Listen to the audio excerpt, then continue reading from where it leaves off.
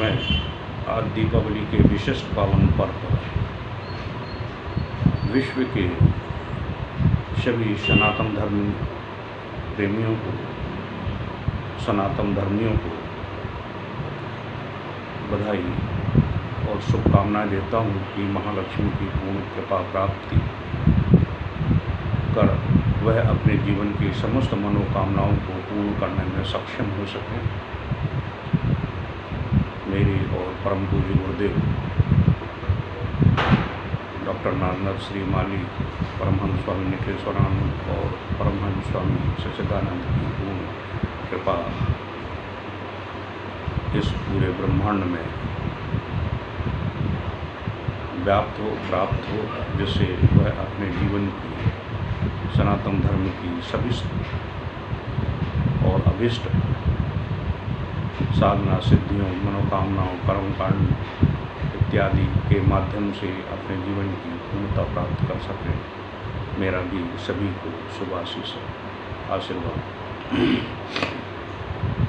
आज दीपावली के विशिष्ट पावन पर्व पर मैं एक विशेष चिंतन के रूप में आपके सामने प्रस्तुत हो रहा हूँ, जो बहुत ही महत्वपूर्ण है। वह यह है कि मैं सबसे पहले तो सभी से क्षमा प्रार्थी हूँ कि मैं ऐसा प्रकरण रखने जा रहा हूँ। अगर किसी को किसी प्रकार का बुरा या किसी प्रकार की ठेस या किसी प्रकार की मन में कोई भावना हो, उसके लिए मैं पहले ही क्षमा प्रार्थी हूँ। जब से मैंने होश संभाला है और अध्यात्म जगत अपनी इन प्रक्रियाओं में संलग्न हुआ हूँ, मैं 3 साल का था जब से ही मैं अध्यात्म जगत की कृपा और साधना सिद्धियों से अवसित होकर अपने जीवन को क्रियान्वित करने की प्रक्रिया में लगा रहा हूँ। वर्तमान समय में मैं ये देख रहा हूँ, खासकर दीपावली के विषय में चर्चा करना चाहूँगा कि मैं ये देखता हूँ कि हमारे सनातन धर्मी जो हैं वह बहुत समय से एक ये जो व्यवस्था अपना रहे हैं, उस व्यवस्था में वह पूर्ण रूप से अपनी विचारणीय स्थिति को नहीं रखते हैं, चिंतन नहीं रखते हैं, उसके परिणाम का चिंतन नहीं रखते हैं। जब परिणाम का चिंतन नहीं रखते हैं तो किए हुए कृत्य यानी किए हुए कार्य मनुष्य को सफलता देने की बजाय कभी कभी अहित भी करने के लिए वह प्रक्रियाएं संपादित हो जाती हैं, जो न चाहते हुए भी करते हैं। वह चाहते हैं कि शुभ हो, परंतु कभी कभी उसके अशुभ फल भी प्राप्त हो जाते हैं। जैसे उदाहरण के तौर पर मैं एक बात कहूँ कि हम जो दीपावली के विशिष्ट पावन पर्व पर मिट्टी की मूर्तियाँ लाते हैं, तो दीपावली के इस पर्व पर जो विग्रह है मिट्टी के गणपति और लक्ष्मी के बाजार से लाकर उनका विधि विधान पूर्वक उनका पूजन संपन्न कर अपनी अभिलाषित मनोकामनाओं को पूर्ण करने के लिए उनके श्री चरणों में अपनी पूर्ण तन्मयता के साथ में पूजा अर्पित करते हैं। यहाँ तक की प्रक्रिया तो बिल्कुल सही है, परंतु इसके बाद की जो प्रक्रिया वह अपनाते हैं वह थोड़ी बुद्धिहीनता और विचारणीय स्थिति की शुभ स्थिति नहीं है। वह यह है कि पूजा के उपरांत लोग गणपति और लक्ष्मी की मूर्तियाँ जिस पर उन्होंने अपनी कामना व्यक्त की है, लक्ष्मी को प्राप्त करने की अपनी विधि विधान पूर्वक पूजा कर उनसे अनुनय विनय किया है, उसी मूर्ति को, जिसको लक्ष्मी और गणपति के स्वरूप में मानकर पूजा की है, उसको वह रोड के किनारे, पीपल के नीचे या अन्य कहीं जाकर रख आते हैं जो लोगों के पैरों के तले जाती है, और पीपल के नीचे भी वह रखाते हैं, जिससे वह तमाम तरह की प्रक्रियाएं उन पर होती हैं। जैसे लोग बाग उन पर पीक मार देते हैं, थूक देते हैं, पेशाब करते हैं, कुत्ते मूतते हैं, वहाँ पर उनकी विष्ठा भी चली जाती है। तो यह प्रक्रियाएं, अब आप सोचिए, जिन देवी देवताओं को आप पूजन कर रहे हैं, उनको आप ऐसे स्थान पर छोड़ आए जहाँ देखने में बहुत ही दुखदायी स्थिति प्राप्त होती है। अब आप ही सोचिए, आप एक घर के एक व्यक्तित्व हैं जिनको आपके पुत्र और बंधु बांधव आपको मान सम्मान, पूजा अर्चना आपके करते हैं, आपको सम्मान देते हैं, और आपको किसी ऐसी जगह पर छोड़ आवें जहाँ आपके ऊपर कोई थूके, आपको कीचड़ डाले, कुत्ते आके आप पे मूत जाएं, तो क्या आपको अच्छा लगेगा? आप इसी प्रकरण को आप देवताओं को और देवी देवताओं को मानिए कि क्या जिन लक्ष्मी की आपने पूजा की है, उन लक्ष्मी को आप ऐसी जगह छोड़ आए हैं, तो क्या वह आपको शुभ फल प्राप्ति प्रदान करेंगे? कदापि नहीं, उसका नुकसान ही आपको होगा। इसलिए मैं आज विशेष चिंतन आपको देना चाहता हूँ कि जो सनातन धर्मी दीपावली के विशिष्ट पावन पर्व पर मिट्टी की मूर्ति बाजार से लाकर पूजा अर्चना करते हैं, तो पूजा अर्चना के बाद में यदि आप उस मूर्ति को घर पर चिरस्थायी रूप से नहीं रखना चाहते हैं, तो उसका विसर्जन करना चाहते हैं, तो आपसे अनुनय विनय है कि उस मूर्ति को श्रद्धापूर्वक, मिट्टी की है तो आप नदी में प्रवाह करिए, जिससे कि वह नदी में के पानी के साथ में घुलकर उनका अस्तित्व समाप्त हो सके। या ऐसी जगह ले जाइए जहाँ जैसे नदी, तालाब वगैरह कहीं कुछ नहीं है, तो आप 1-1.5 हाथ का गड्ढा खोदिए, उस गड्ढे में पहले पानी डालकर और उसको मूर्ति को रख दीजिए और ऊपर से ढक दीजिए और ऊपर से पानी डाल दीजिए, तो वह मिट्टी में घुल मिलकर समाप्त हो जाएगी, उसका कोई दोष नहीं लगेगा। यह मैं चिंतन देना चाहता हूँ। इस चिंतन को आप सहर्ष स्वीकार करिए, यह चिंतन अति उत्तम है।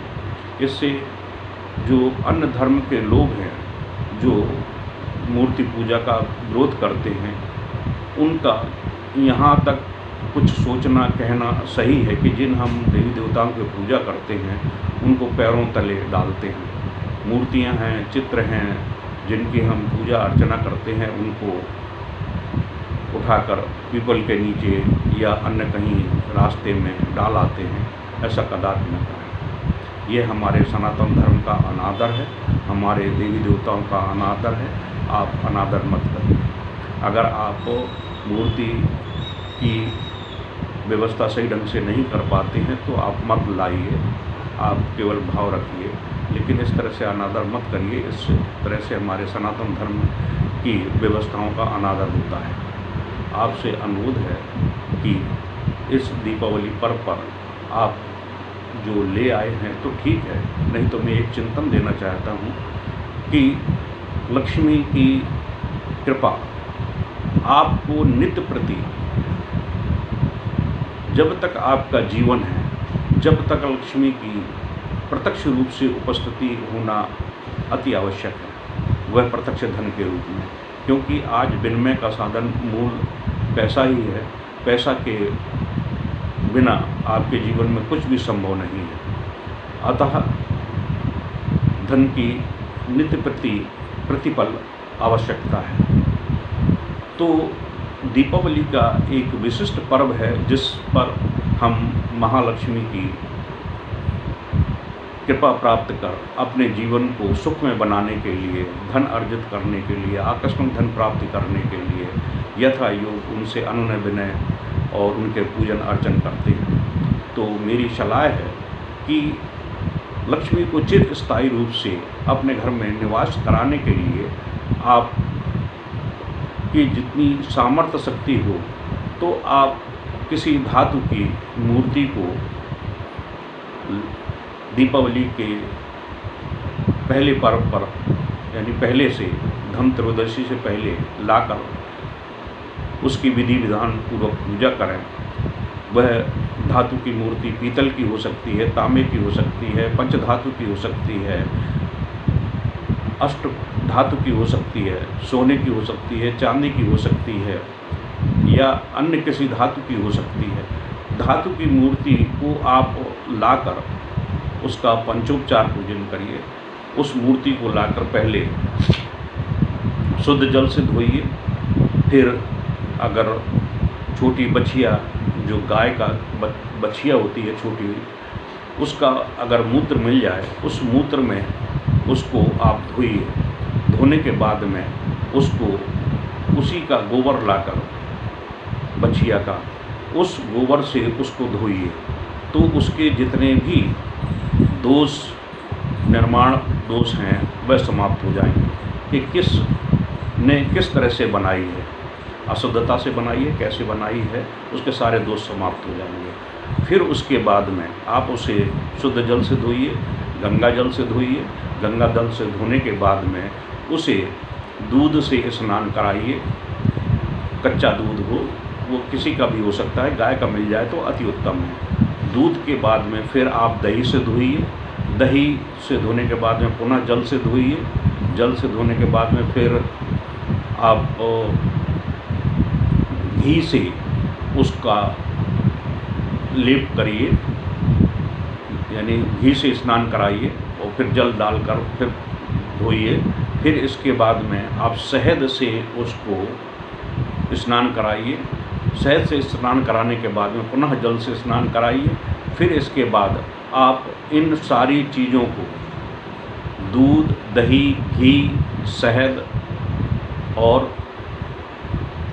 खांड, जिसे चीनी भी खांड तो आजकल मिलती नहीं है, खांड, इन पांचों चीज़ों को जिनसे आपने स्नान कराया है उनको एक चीज़ में कटोरी में मिलाकर आप उसको घोल लें, पतला कर लें। इसे कहते हैं पंचामृत। 5 चीज़ों का अमृत के रूप में यह हो जाता है, इसलिए इसको पंचामृत बोलते हैं। आप इस पंचामृत से उस मूर्ति को पुनः स्नान कराइए। स्नान कराने के बाद में उसको पूरे जल से स्नान कराइए, गंगा जल से स्नान कराइए। स्नान कराने के बाद उसको पोंछ लीजिए धीरे से, आराम से।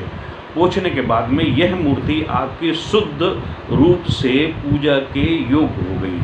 अब इस मूर्ति को आप धो पोंछ कर कपड़े वपड़े पहनाना है, माला पहनाना है, कुछ भी पहनाना है, आप उसको पहना दीजिए। इसके उपरांत आप पुष्प दल लेकर, अगर गुलाब की मिल जाए, कमल दल मिल जाए तो अति उत्तम है। इन दलों को ले जाकर नीचे रखिए। फिर उसके ऊपर उस मूर्ति को, गणपति और लक्ष्मी की मूर्ति को स्थापित कर दीजिए। स्थापित करने के बाद में अब इनका पंचोपचार पूजन करिए।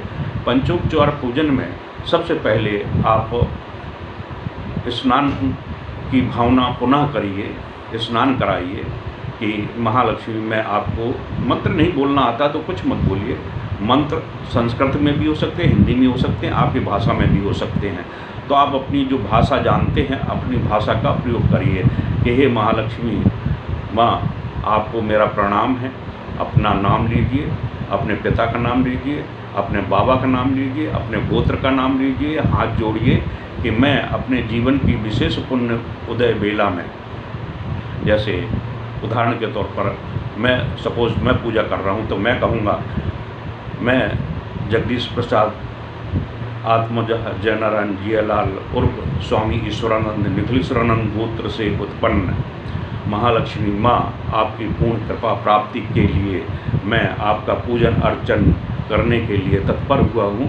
आप अपनी कृपा दृष्टि मुझ पर और मेरे परिवार पर डालिए, जिससे कि मैं अपने जीवन में धन दान से परिपूरित होते हुए अपने जीवन की समस्त मनोकामनाओं को पूर्ण करते हुए जीवन में यश मान पद प्रतिष्ठा वैभव अक्षुण्ण कीर्ति प्राप्त करते हुए आपकी कृपा का पात्र बना रहूं। आपकी कृपा नित्य प्रति मेरे ऊपर होती रहे। हे महालक्ष्मी माँ, मैं दीपावली के विशिष्ट पावन पर्व पर आपका पूजन अर्चन कर रहा हूँ, स्वीकार करिए। इस तरह से कहकर आप हाथ जोड़ लीजिए, स्नान कराइए कि महालक्ष्मी आपको स्नान समर्पित है। स्नान कराने के बाद में फिर हल्के से कपड़े से थोड़ा सा पोंछ लीजिए। पोंछने के उपरांत फिर उसको आप चंदन का, रोली का या सिंदूर का तिलक करिए।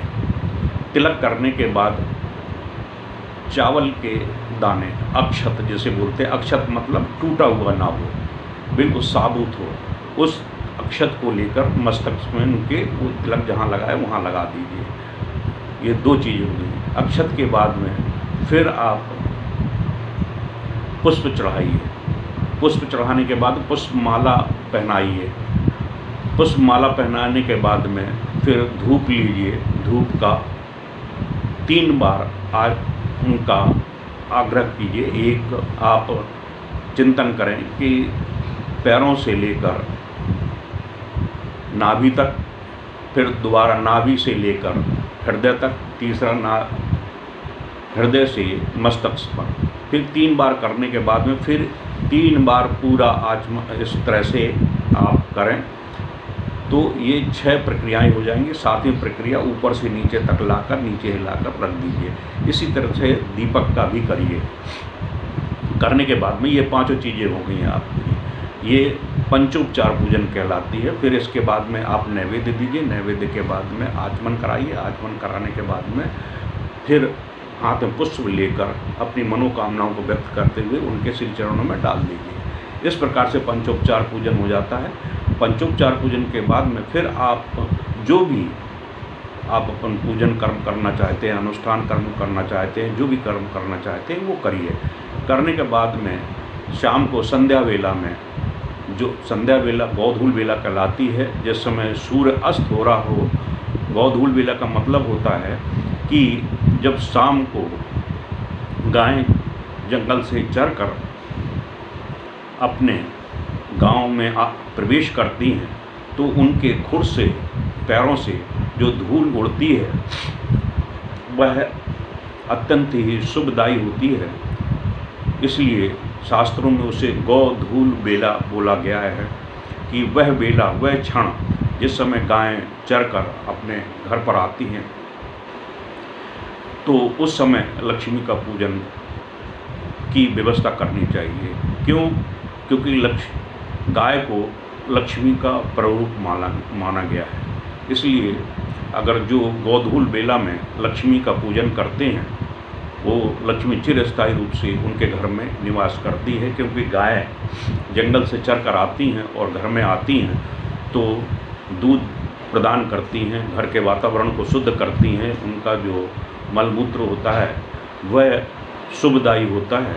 वह उस आंगन में करती हैं जहाँ दुख, दारिद्र्य और कष्ट का निवारण हो जाता है। क्योंकि गाय के शरीर में ब्रह्मांड के सभी देवी देवता निवास करते हैं। तो वह गोधूल बेला में यदि आप पूजन करते हैं तो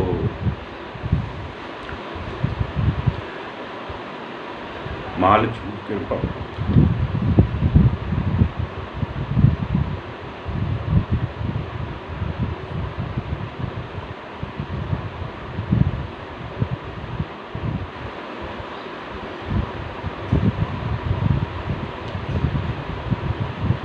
इसी वजह से वीडियो नहीं बनाता हूँ। मेरी समर्पण स्थिति माँ के श्री चरणों में चली जाती है और मैं विवल हो जाता हूँ। एक साधक की विशेष प्रक्रिया होती है, माँ की विशेष प्रक्रिया होती है, इसलिए मैं वीडियो बहुत कम बनाता हूँ गुरुदेव के या अपने इष्ट देवी देवताओं के वीडियो बहुत कम बनाता हूँ, क्योंकि मेरी समर्पण स्थिति इतनी ज़्यादा हो जाती है कि मैं वीडियो नहीं बना पाता। तो आप सब इस प्रकार से गोधूल बेला में आप महालक्ष्मी का पूजन करिए। महालक्ष्मी आपको प्रत्यक्ष रूप से आपको लाभ प्रदान करेंगे। और मैंने जो मूर्ति के संबंध में व्यवस्था बताई है उसको आप निश्चित रूप से करें। मैं आज अपनी दिव्य शक्ति का प्रयोग करते हुए परम पूज्य गुरुदेव डॉक्टर नरेंद्र श्री माली परमहंस स्वामी सच्चिदानंद, जो इस सनातन धर्म के आदि अनंत मूल हैं, स्वामी सच्चिदानंद जो पार ब्रह्म परमेश्वर के रूप में अपने स्वरूप में विद्वान है। गीता में भी कृष्ण स्वामी सच्चिदानंद के रूप में अपने आप को स्थापित प्रतिपादित करने की व्यवस्था ज्ञापित की थी।